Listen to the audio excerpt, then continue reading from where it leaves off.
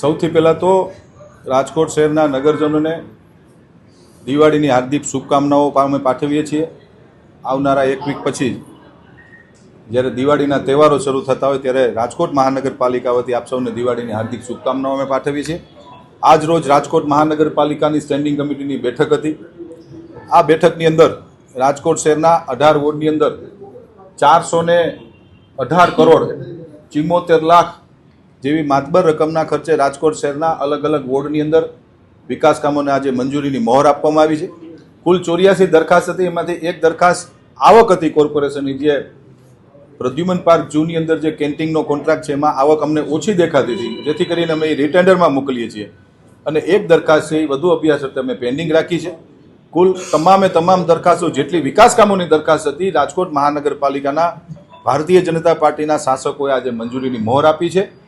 અને આવનારા દિવસોની અંદર આ 418 કરોડના જે વિકાસ કામોને અમે મંજૂરી આપી છે, મોટા પ્રમાણની અંદર રાજકોટ શહેરની અંદર વિકાસ કામો અમે લોકો કરવા જઈ રહ્યા છીએ. સમગ્ર ગુજરાતની અંદર સૌથી પહેલું અને આધુનિક વર્કિંગ વુમન હોસ્ટેલ બનાવવાની પણ આજે એક સુંદર અને સારી દરખાસ્ત હતી કે જે પ્રથમ વખત એક 5 સ્ટાર રેટેડ બહેનો માટેની 95 રૂમની એક વર્કિંગ વુમન હોસ્ટેલ બનાવવાની દરખાસ્ત હતી કે રાજકોટ શહેરના રહેતા, રાજકોટ શહેરમાં કામ કરતા બહેનો નજીવા દરે વર્કિંગ વુમન હોસ્ટેલની અંદર રહી શકે એના માટેની દરખાસ્ત હતી. જે પહેલી વહેલી ગુજરાતમાં આવડી મોટી વર્કિંગ વુમન હોસ્ટેલ રાજકોટ મહાનગરપાલિકા અટલ સરોવર સ્માર્ટ સિટીમાં બનાવવા જઈ રહી છે, એની દરખાસ્ત હતી. એને પણ અમે લોકોએ મંજૂરી આજે આપી છે. રાજકોટ શહેરમાં વારંવાર જ્યારે આપણે ભાદર નદીનું પાણી રાજકોટ શહેરમાં આપણે જ્યારે આવતું હોય છે ત્યારે એ પાઇપલાઇન ઘણા વર્ષો જૂની હતી અને વારંવાર પાણીનું બ્રેકઅપ આવતું હતું. આપણને સૌને ખબર છે કે હાઈવે ઉપર લાઇન તૂટવાના બનાવો બનતા હતા. એટલે રાજ્ય સરકારમાં માનનીય મુખ્યમંત્રી શ્રી ભૂપેન્દ્રભાઈ પટેલ અને પાણી પુરવઠા મંત્રી કુંવરજીભાઈ બાવળિયા સાહેબને અમે લોકોએ પદાધિકારીઓએ રજૂઆત કરી હતી. તેના ભાગરૂપે અમને મંજૂરી આપવામાં આવી છે. અને ભાદરથી રાજકોટની કુલ ફેઝ 4 ફેઝની અંદર 126 કરોડ અંદાજિત ખર્ચે રાજકોટથી ભાદરથી રાજકોટની પાઇપલાઇનની મંજૂરી પ્રક્રિયાને પણ આજે ટેન્ડરને મંજૂરીની મહોર આપવામાં આવી છે. રાજકોટ શહેરનો જે બીજો રિંગ રોડ છે, બીજા રિંગ રોડમાં 3 ફેઝમાં રોડની દરખાસ્ત સ્ટેન્ડિંગ કમિટીમાં આવી ગઈ હતી.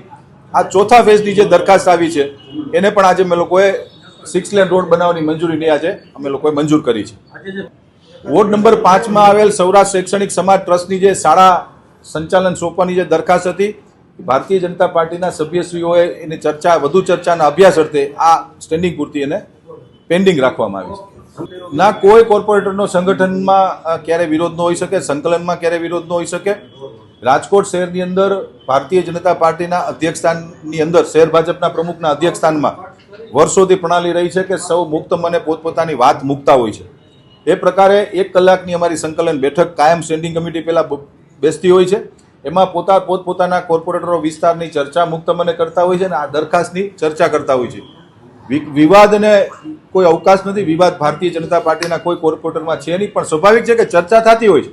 પોતાના વોર્ડની દરખાસ્ત આવતી હોય ત્યારે ચર્ચા તંદુરસ્ત રીતે થતી હોય છે અને યોગ્ય ઉત્તર મળે ત્યાં સુધી અમે ચર્ચા ચાલુ રાખતા હોય છે.